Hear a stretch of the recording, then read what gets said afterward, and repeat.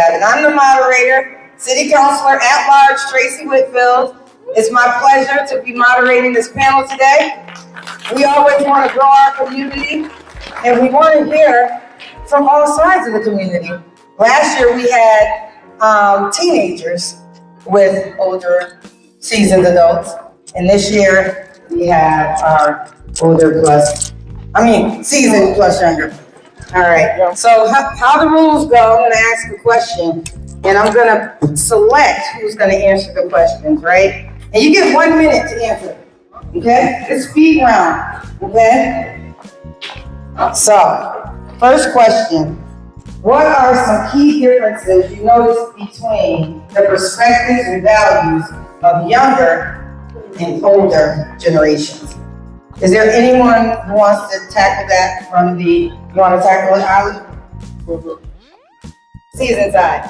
Hello, everyone. So the difference that I notice is the way we dress, the music we listen to, and the fact that the younger generation has been on social media, and we were born to be outside and playing, and they really don't know all about that. So I'm wondering if that's true. Did y'all play?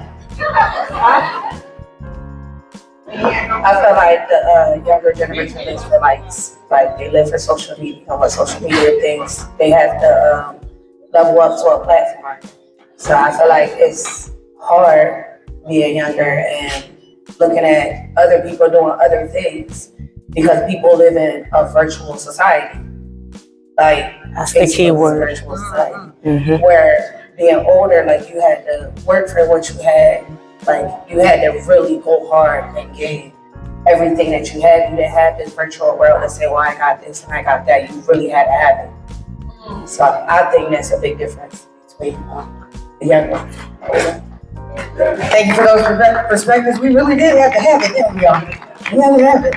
I agree with that, but I think there's more to it. Is there anyone else that want to give one more stab at it? I knew you did. Yes, and I'm going to keep it simple.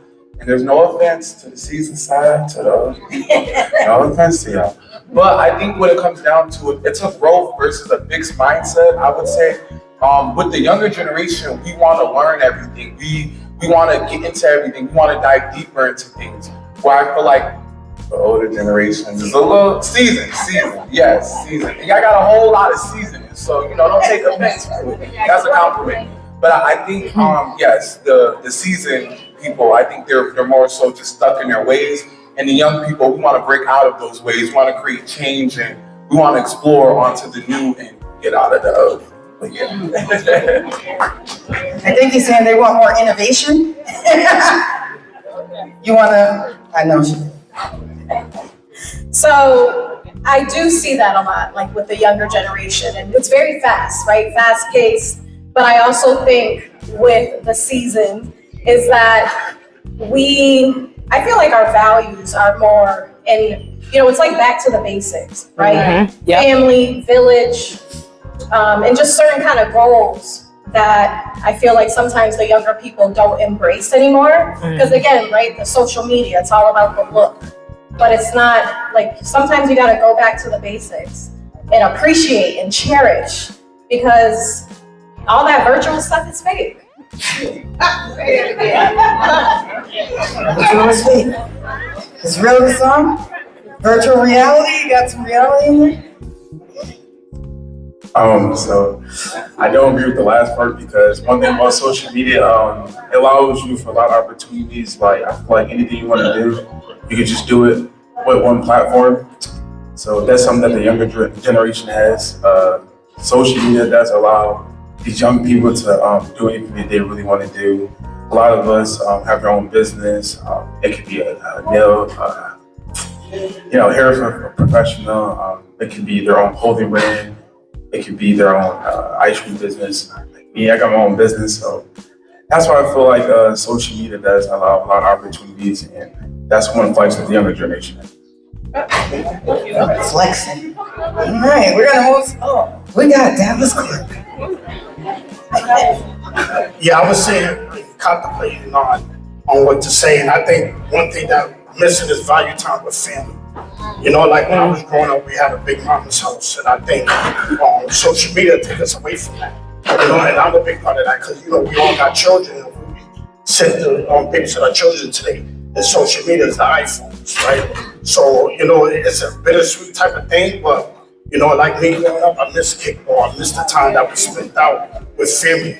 And then we lose the aspect of how to communicate, how to socialize, right? Then we become stagnated in television because we forget the communication and the value of what family is all about. Yeah. Might as well let Gina answer. I think a lot of times they play like the younger against the seasoned adult. But what it is just times change. Like the older generation, they had to deal with, there was a lot of civil rights going on and the families were bigger. And over the years, like families are smaller. What is necessary to survive is completely different. You don't need a lot of kids to raise a farm, and there's more birth control, there's different things accessible. So, you know, as people, when you're young, we all had that same mindset. But as you go over to the other side, we forget and we start judging. When it's really the same, just society has changed as a whole and it's different. So, you know, with younger people, they've been on the internet, technology, things are simpler. So they're not gonna have the same big families, go outside and do the same things that we do. And we used to have to go out and get stuff. Now you can Instacart, everything is right at your house. Yep. It's just a whole different world. So you just gotta be open-minded and kind of merge with it instead of kind of noticing our differences and remember who we once were as well. That's right, the old one's young. I remember my mama thought some of the things I did was crazy, like a cabbage patch. Yeah, so things do change. So we have one final question that I'm gonna ask, and then we're gonna open it up to see if the panels have questions for each other.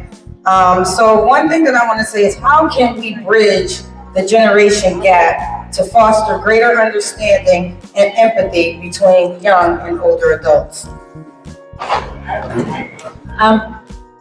Being in the business that I am is like online radio. So I always know in like the business I'm in with promotion and stuff to always keep young people around you and listen to them because it's always something coming new, simplifying how things are done. And we have wisdom and vision that some young people don't, but they know how to get things done faster, and when you add it together, it goes on. So like one of the examples I always use of that is Blockbuster. Blockbuster was everywhere and they had the videos. And I'm sure the CEO had a grandchild or somebody that was like, Grandpa, there's this thing called Netflix coming and blah, blah, blah, blah, blah. And they didn't listen because Blockbuster should have been the next Netflix. They shouldn't even, anything that was going on in their field, they should have caught up. They already had the whole world by storm, all over the country. They could have been that, they could have been the next Redbox and everything. It shouldn't have been able to be obsoleted. But I assume that's because you didn't listen to those grandchildren in the family that knew what was coming next. And so they died out. So it's best when we work together. Love that answer. More on the young side, how can we bridge the generation gap to foster greater understanding and empathy between younger and older adults? I believe you said it perfectly well. I think it just comes down to, like you said, because I feel like sometimes it's like older people, they don't want to listen to younger people because it's like, we grown. Y'all know what y'all talking about? Y'all on TikTok all day. What y'all know? But TikTok teach you a lot. It's all about what you make out of it. You know what I mean? Because like you were saying earlier, social media, it can be very fake. But then like Trent was saying, it can be very real. And it can also be a good asset too. Because the way I look at it is like, no matter what you go on social media and you watch, or no matter what you go on social media and post, you have the choice of what you want to make out of it. Like there's a lot of successful people that have went and used social media as a great business tool, as a great promotional tool. You know what I mean? So in regards, just to circle back to the question, how we could bridge the gap is that I feel like there needs to be a mutual level of respect from the older to the younger, but then the younger generation does have to listen because like they say, there's nothing new underneath the sun. So it's just all coming in a different way. So I think it's both ends, you know? And that's all. That's right, that's my kid. And that's enough. Wow, we gotta listen to each other, we have to stand into each other, embrace each other's differences and similarities, right? That's what we have to do overall to be a diverse and inclusive community. None of us are the same. God made us all individually. right? And so if we can just be accepting and embrace those differences, that'd be great. But still listen to us. Anybody else wanna? So I think just in regards to like bridging, I think events like this are important. And I think, we need more of them where the younger generation and then the seasoned is, collaborating, having those important conversations, because your opinions and ideas are very valid. And you guys do bring a level of innovative ideas, right, that we may not think of. So again, it's just events and community conversations, and, don't be afraid to show up as well. Volunteer, get involved with us, and we need to invite you as well. But I also just want to say too, I think for households, I feel like a lot of people get caught up, in the 9 to 5 or living paycheck to paycheck or whatever the case. But it's like, honestly, everyone needs to get involved in one way or another. So I think it's really important. Thank you. All right, so I did send you all an email asking, and for the new panelists, you're excused, but I did ask if you could think of one question you wanted to ask the young generation, or the young generation want to ask the seasoned, not senior. I'm sorry, seniors that are out here. This is seasoned, not seniors, just to, show y'all the difference. Oh, you had your question? Right, you got to be here. Ladies first, isn't he a gentleman? He did learn. Mama raised him right. Yep. Yeah, she did. So the first question that comes to my head is like, what are topics that you are concerned about, whether it's, within the community or whatever the case, or things that you want to see change within the community? Kayla? What's the question? Basically, what do you want to see change within the community? Yes. What do you want to see change? Okay.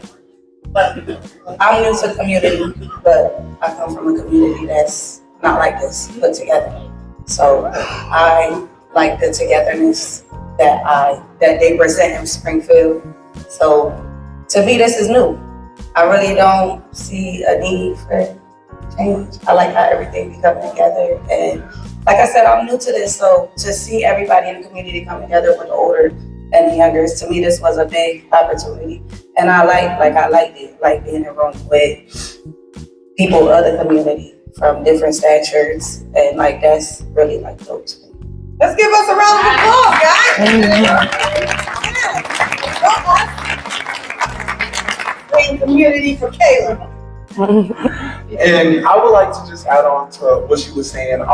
We need more things like this. We need more things that are youth ran. Because I think in the way we've all grown up, it's like the adults lead and the adults are in charge and the kids follow. But like we were saying, there is so much creativity and innovation with the new generation, especially with everything that they're learning with technology. You know what I mean? Technology, we have access to the whole world in our hands. So I feel like, and then let me pause. I want to give a real big thank you to City Councilor Tracye Whitfield, just for giving us a space to do this, because this is exactly what I'm talking about. Doing more stuff like this, giving us, young ones, roles, and making us feel important, and, and putting us and grooming us. So I just think with more things like this right here, we will go really, really far. Big time. I want to say it's a team, it's a collaboration. It's not Tracye Whitfield alone. It's not Tracye Whitfield in a bubble. It's always people doing it with us together. So I just want to shout out the team again, and Stephanie for your children's involvement, and everybody else. Thank you. You got a question or answer? That's like a question, like a statement. We want to hear from the public. So, I think with the youth and the seasoned adults merging, I think that there's more things, like she said, like this. I know, like in different cultures, there's different things where they're together. Like in West Indian community, there'll be people from 70 to 70 in one party, and they're all having a vibe and having fun. So I think, if there's more things where they could collab and interact with each other, that aren't just family oriented, that's done by the community as well. And I think as a seasoned adult, I will say that I think we can do better as far as understanding it's not the way of the old, like, because I'm older, I'm right. And what I say, do, and so what if I'm being rude to you, you're a kid, stay in your place. Because there's so much information that younger people know is wrong, or this isn't quite right, and they're so stern in that they're gonna speak up and comes off disrespectful. So on our side, I say we'll be, a little bit open with that, but you young people also can, let us have that some time. Like, what, I know but I'm gonna let them have that and be respectful and take that song a little down some time. I think that's what happens, that clash and the ego kicks in with the youth and the adults, and sometimes we splash and can't hear each other. So learning how to communicate effectively with each other is very important. Yes. Everybody's opinion is important. Just don't be rude. First, I want to thank y'all for being here. This has been a big step for y'all to come up here. For me, I work with not a lot, but I work with youth that's at high risk, that's involved with guns and gang violence. So I want to know, what is we all go through challenges and barriers. For you to be saying right here, it shows me that you overcome your challenges and barriers. So can you tell me something that I could take back to other youths that motivates you to overcome your challenges and barriers to sit right here today in front of us, all?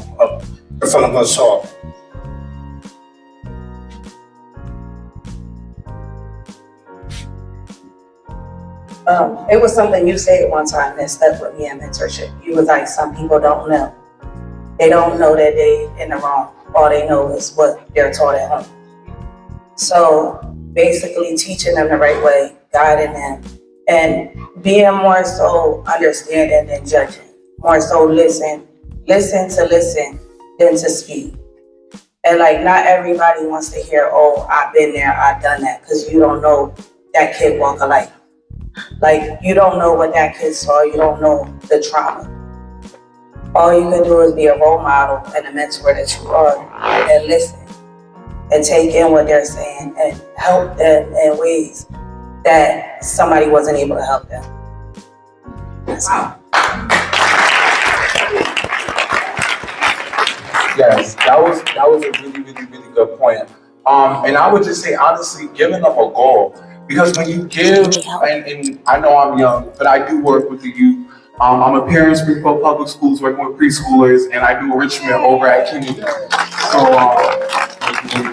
But I noticed with the youth, no matter if they're youngest preschool or oldest high school, if you give them a goal, whoever it may be, like you said, people that are living different lifestyles or people who just aren't doing something with themselves. If you say, okay, well, I see you can draw real good.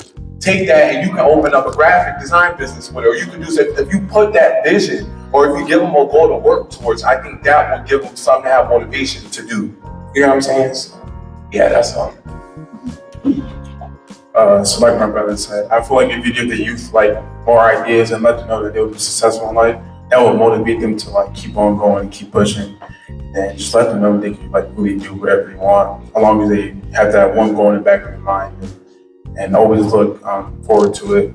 So something I do is you can always take notes, or you can have the kids take notes and let them repeat themselves that they can really do it, as long as they put their mind to it and stuff like that. So yeah. Oh, and I'm sorry, last point. No, this was really, really good conversation. And my last point, it would just be also to let them know that you don't have to do everything the same way. Cause for me, school wasn't for me. God, He has a different route, I feel for everyone. So I feel sometimes it gets, a lot of kids get discouraged. I've seen a lot of people I was in school with get discouraged because everyone's path isn't the same path. But encourage them to keep going, because there is a path for everyone.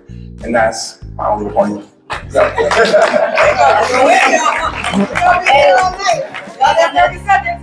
another thing is accountability.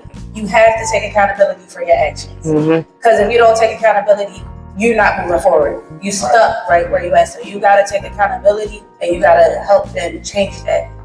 And they might get mad at you. And you gotta take accountability for that. But you have to tell them, you gotta take the good, bad, and the ugly. Like, they go hand in hand.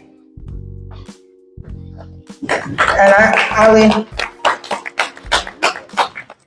What advice can you give us older or seasoned folks on how to groom y'all, how to get y'all ready for the future?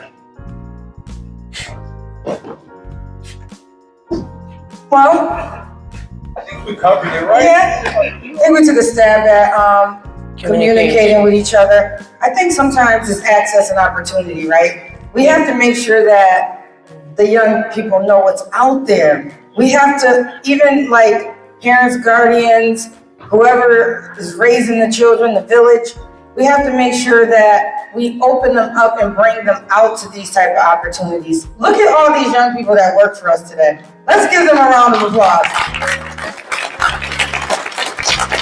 Some of them have never done anything like this before, right? But we gave them access, we gave them opportunity, we bring them in, and that's what we have to do. We have to nurture our young people and love them, because that's how I got involved. So you also got to give back. Give back what you have. Everybody in this room has a gift to share. Every single person. And sometimes it's behind the scene works and sometimes it's up front. But all of us work together in the ecosystem. That's my new word. In the ecosystem to make things happen together and in a positive way. And so I want all of these people on my campaign team.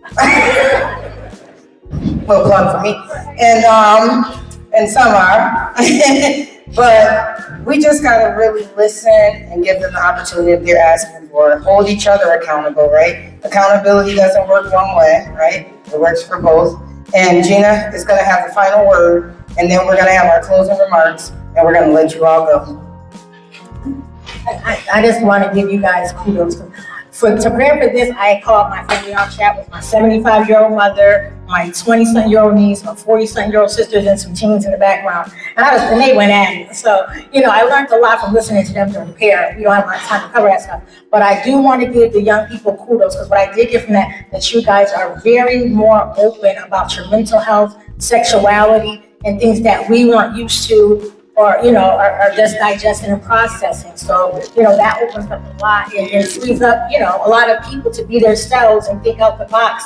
And you guys have, done that. Your generation has done that. I want to give you your props for that. Thank you so much. And everybody that advocates for diversity, equity, and inclusion and being inclusive, we want to also thank you. Everyone in here that works in the mental health facility, we want to thank you, because all these things, especially in the Black community, was taboo for a very long time. But now we have people bringing it to the forefront. Della Blake with the Black Mental Health Association, is that right? Yes, I'm close. But we gotta be real that we have the same issues as everyone else. Mm-hmm. And so I just thank you all for all that you're doing. And Miss Claudette, wisdom, yes. We bring that spiritual background, and I say amen every Tuesday to Miss Claudette Wisdom. We actually don't have her up here with us now to give us a closing prayer. We're going to have our final remarks, and we are going to wrap up and let you all go. But first, let's thank our panel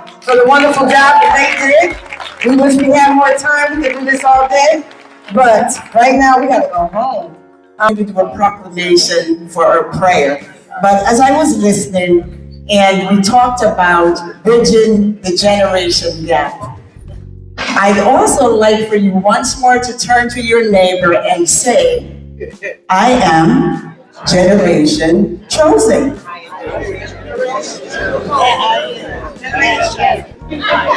Isn't that right? And guess what? That bridges the gap between all the ages. Whether you are 0 or you are 99 or 101, that does bridge the generation gap. We're all chosen by our Heavenly Father.